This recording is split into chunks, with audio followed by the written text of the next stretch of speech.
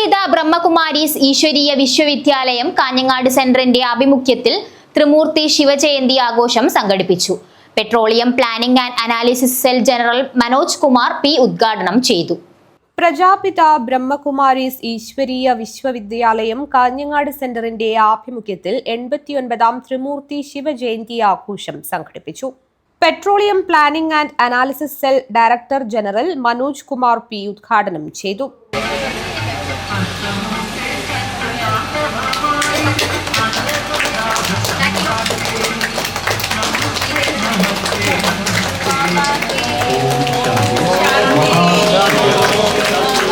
മഹാശിവരാത്രിയുടെ ആധ്യാത്മിക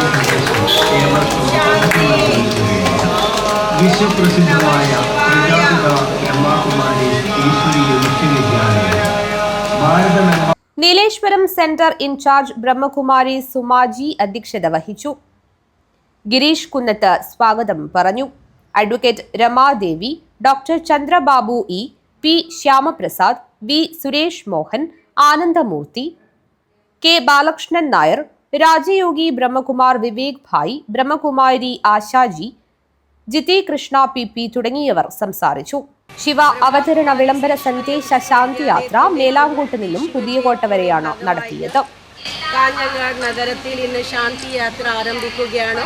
അതിൻ്റെ ശുഭാരംഭം സുഖശാന്തി ആനന്ദ ഈ ലോകത്തിൽ ഉണ്ടാവട്ടെ, ഈ നാടിനെ മംഗളം ഉണ്ടാവട്ടെ എന്ന ശുഭസങ്കല്പത്തിലൂടെ ഈ ശാന്തി യാത്ര തുടങ്ങുകയാണ്.